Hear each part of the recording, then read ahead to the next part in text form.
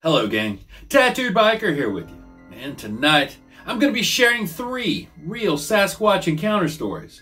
In the first report that I received, the witness is in Erie National Wildlife Preserve doing volunteer work when something unexpected and terrifying happens.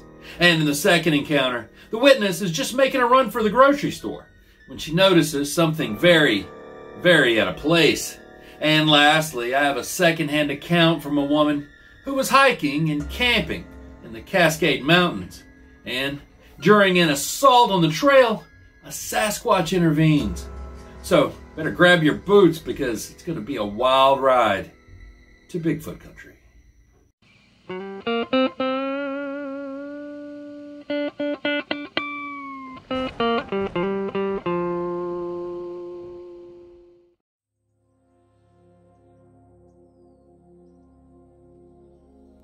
Number 1. Dear Tattooed Biker, I travel around the country. It's just me and my dog. At the time, we were in Guys Mills, Pennsylvania, up in Crawford County, and we were at this wildlife preserve, the Erie National Wildlife Preserve to be specific. I was doing volunteer work there. So I was there for about 2 weeks and, well, nothing out of the ordinary happened. I and my dog were going for a walk, and I saw these, well, they were tracks, and they were going in. It had rained really hard earlier that day, and they were going down a stone road that I was walking down, so there really wasn't anything I could cast, but they were 18-inch footprints, and they had about a 72-inch stride. I got really excited. I was like, wow, now that's pretty cool. I didn't really think any more about it. I mean, this was miles away. We hiked miles, so it was a good ways away from my camper, and I'm camped in the middle of absolutely nowhere. There's the building where they kept all the equipment, and then there was another little building, but other than that, I'm in the middle of a national wildlife preserve, so there's really nothing around me. And they had a little spot for me to camp, for all the volunteers to camp, and we were the only ones allowed there. So it was just me and my dog. And so I scouted the area really well because when I wasn't volunteering, there really wasn't any cell service. So I couldn't get nothing from my mobile hotspot. I couldn't get a TV channel, so it was just me and nature, and to be honest, I kind of like it that way.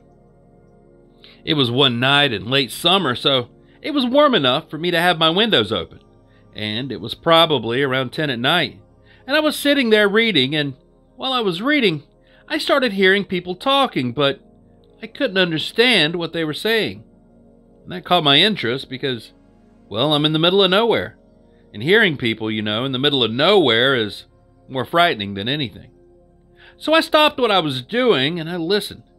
And I could hear them talk, and it sounded like a TV being on in another room with the door closed, where all you could kind of hear was the bass sounds. You know what I'm talking about? So I went outside and I'm looking around and I still couldn't see anything. I came back in and I started hearing the talking again. And I thought, wow, this is really strange. And then the footprints popped into my mind and I thought, okay, I doubt it, but okay. I walked back outside again and I heard the voices kind of moving away, and I still heard the bass sound. Still to this day, I have no idea what that bass sound in their voices was, but it almost sounded like the speakers in the back of a car, and I don't know what that was. I know that I was near Amish country in the middle of nowhere, so I really doubt that somebody had a stereo in the back of their car going down one of these little dirt trails, but maybe. Okay, so the very next night, my dog started going nuts, and he tried getting up underneath where I sleep. So I laid there, and I was on one arm, and I was still lying down, and I bent over to find out what the dog wanted. And the next thing you know, I'm laying on the ground. And you know how when you first wake up, you're really not sure what's going on? So I started getting up, and when I got up, I got pushed against the wall. I got back down, and when I looked up, I could see that everything I had was swaying, and then it hit me that the RV was actually rocking. I was absolutely terrified. The next day, I went outside, and I found all over my RV these 11.5-inch handprints. So I was terrified, and you should have seen the way the RV was shaking. I have a big 20-foot RV, and if you could see the way it was shaking, it was absolutely frightening. So I'm actually outside, and this is the bird wildlife place. And I'm outside all day, and I can always hear these birds. The people who work there full time got so sick of me asking, "Hey, what bird makes this sound?" that they eventually gave me a book and told me to just try and mimic this bird sound. Get him close, and then I can identify him. So I'm outside, and I'm trying to whistle so I can get this bird close so I can look in this book to see what it is. And later that night, I'm laying in bed, and I have my windows open. And right in the window, in the middle of the night, while it was raining, something goes in the window and makes the same whistling noise. So I jump up, and I can hear that there's more than one, and they're moving around. And they were all whistling that same weird bird call. I can't tell you how scared I was. And there's no way I could even drive off if I wanted to, because I'm hooked up to the water and the electric, and my stairs are down. I couldn't drive off. I couldn't call anyone. I have no reception. I have no internet. I have nothing. And I'm just sitting there like, holy crap, what's going on? And then I start getting rocks thrown at the RV. And my RV is just getting pegged with these rocks, and I'm sitting there. And I wish I could catch it on video. So I'm standing there at the door of my RV, and I'm trying to talk myself into going outside, and it was probably the hardest thing that I've ever had to do. So I finally worked up my nerve, and I did go outside and look through one of those scopes that I'd borrowed from the volunteers. It was a thermal scope, and I did catch something. I don't know what it is exactly. I can't say because I couldn't see it with my naked eyes. I can only see the heat signature, but whatever it was absolutely huge. And it was walking on two legs. I was shaking as I looked at it. I was breathing heavy, and the next thing I knew, I started hearing something coming from behind me. So I quickly ran back inside the RV. I was up all night, almost every night after that. I just couldn't sleep. I was volunteering for about 8 hours during the day. I was coming back, and I was so scared at night that I couldn't sleep. I've gotten better with it, but this was the first time that anything like this has ever happened to me. So the culmination of it all was I was inside, and this is when I left. I wasn't supposed to leave yet, but I really just couldn't do it anymore. I was so scared I was praying. I was dry heaving sometimes, and I woke up to something once trying to open my camper door. So the first thing I do is I just jump up and I stand there, and I can hear the door rattling like someone's trying to open it. Now I don't know why it didn't open, because the way I saw it push this camper, there's no way that thing couldn't just rip my door off. I don't know if it was trying to scare me or what, but the next day, I walk over and it's violently shaking my door. After that, I was done. I didn't want to play anymore, so I took my ball and I went home. The area where I was in, I was kind of on this hill. I think they were camping down or living or whatever they do down in this little valley, because I was down there with my dog a bunch of times. And I didn't see anything, but when I went down there one day, something had pushed a tree over. Then I started finding all these trees shoved into the ground upside down. These trees were alive when they went down, so they weren't exactly broken. They were literally twisted. They were about 6 inches around and completely twisted in half. The experience was absolutely wild. Thanks for reading, Biker. Signed, Derek. Quick narrator's note here. With a follow-up email, I learned that this incident occurred in August of 2023.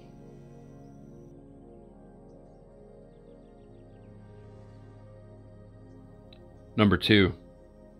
Dear TB, I have an experience that I need to share. I was on the way to the grocery store one day in April, back in 2010, and I saw something standing upright against or kind of behind a tree. At least it looked that way. I saw it as I was crossing a railroad track that eventually went up a hill and a sharp bend at the top, so I didn't stop, fearing that someone would come and hit me from behind. At the time, I tried to tell myself that maybe it was just a tree.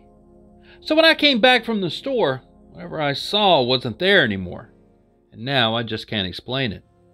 It wasn't the same color as the tree, and that's what made me curious. It was a light reddish brown and beige, almost like the hair was two-toned or something. The hair or fur seemed like it was in jagged tufts that looked like it would be darker underneath if you were to lift it. At the same time, it kind of looked like it'd be soft to the touch, and maybe that's just because I'm a hairdresser. I can't explain what it was since I never saw a face, or did I see any arms or feet, but whatever it was about 7 or 8 feet tall from the ground to where it stopped about 6 to 8 feet alongside that tree. I did notice the part where there was a little more rounded at the top, as if suggesting a shoulder. It wasn't another tree since nothing else in the area was that same color. I wish now that I had gotten someone and looked around for tracks, but by the time I thought of that, it had already rained 3 or 4 times, so they probably wouldn't have been able to find anything by then. I don't know if it could have been a Sasquatch or what it could have been, but whatever it was standing straight and tall and never moved. I don't know if the old big guy was passing by or maybe he's a local. I know there have been sightings to the south of us, Little Bennett Campground in Frederick County, and some north of us in Adams County, Pennsylvania, which is just around 12 to 15 miles from here. I'd like to see him in the daylight again, if that's what I really saw, but I'd probably pee my pants if I were to see him at night. I'm here by myself a lot at night, and our dog wants to always go out. When she does, she acts like she's scared sometimes, since she will stay on the deck and look around. I sometimes wonder what she's looking at. I thought you'd like to know this story. There might be others that come across your channel as I have, with a similar story to tell from the same area. If so, then maybe he's a local. Thanks for inviting me to tell my story. I just had the need to tell you because now you have this for reference in case someone else comes forward and tells you their story. I will definitely keep my eyes open and let you know if I notice anything else. I kind of got the feeling that these things, if that is what it is, are very adapted to blend into their surroundings. It actually looked like it would have been soft if I were to touch it. Can't get that out of my head. People go out looking for Bigfoot all the time. They go places where they think they'll see him, and all the time he's probably right there in their backyard. I have read that he will find you before you find him, and now I believe that. Thanks. Signed, Jillian. Quick narrator's note here. This area, which is coincidentally only about 40 minutes south of me, is historically well known for Bigfoot and cryptid canine sightings. Number 3. Dear Tattooed Biker, my neighbor, we'll call her Sue here, is an avid outdoors woman. Ever since I moved to the neighborhood about 10 years ago, she's been off hiking in the forest, the mountains, or high desert plateau every weekend and holiday. And then suddenly, last September, she sold off all her camping and climbing gear. After a month of just being a homebody, she finally took up windsurfing. Early in January, she knocked on my door and asked if I wanted to hear a strange story. I could tell that something was eating at her, and so I invited her in, having just put on a pot of tea. 1 pot of tea and a plate of gingerbread cookies later, and I'd gotten the whole story out of her. You see, back in September, she had gone hiking on one of those last beautiful days before winter and the rains. She told me the exact location, but I don't feel right about releasing this information, only that it was in the Cascades. Several hours into the hike, she started to notice a distant, stinking smell like rotten eggs and manure. Because she was hiking along a small seasonal creek, she thought that maybe something like a deer had disturbed some skunk cabbage in the area. It was a little late in the season for skunk cabbage, but not impossibly so. Sue said that the smell didn't dissipate for about 20 minutes and then it was suddenly gone. As the trail climbed to a higher elevation, she began to feel like that she was being watched. Because she still had miles to go before she reached the campsite, she never stopped, but she remained alert, as mountain lions are known to be in the area. This went on for about 10 or more minutes, and then, as she was coming around a boulder, someone grabbed her by the shoulder and threw her to the ground.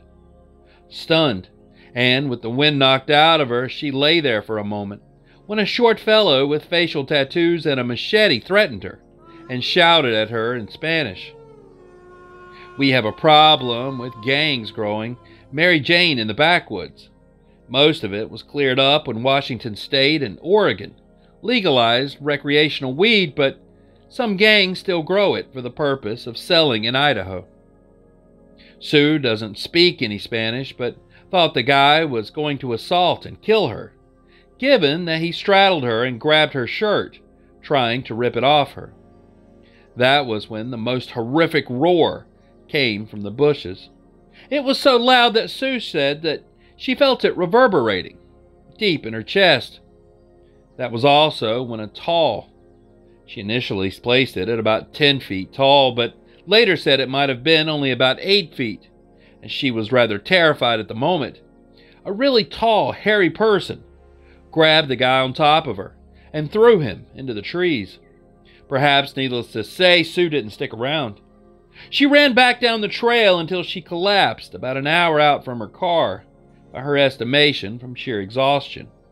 When she came around, she was laid out on the trailhead, covered in leaf litter. She swears she was too far from the trailhead when she passed out, and she certainly wouldn't have had the peace of mind to cover herself in leaves. It was getting on to twilight at that point, so she limped her way back to her car and drove back to Portland. The next day, she sold all of her camping and climbing gear. I asked her if she noticed a smell during the attack. I asked her what she felt had saved her. Sue was very hesitant to answer, but of her own volition finally said that it had to be a Sasquatch. Because I felt like I had to play the devil's advocate, I asked if it could have been just a guy or a hunter in a ghillie suit. She shook her head and was very adamant that a hunter would have used a gun and not been able to throw a guy a good 20 feet. Also, she added that she didn't think any human could make the sound of that roar. Again, I asked her if she noticed a smell during the attack, but she was a little too busy running away to notice. She did mention that when she came to on the trailhead, her clothes had a strange smell on them, but she had thrown them out since then. I did ask her if I could share her story, and she was okay with it, but didn't want to tell it ever again, and if I asked about it, would flat out deny that it ever happened. I think that I was her confessional that day.